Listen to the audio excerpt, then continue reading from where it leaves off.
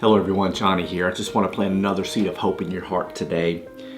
Recently we looked at Isaiah 26:3, and I want to look at that verse again.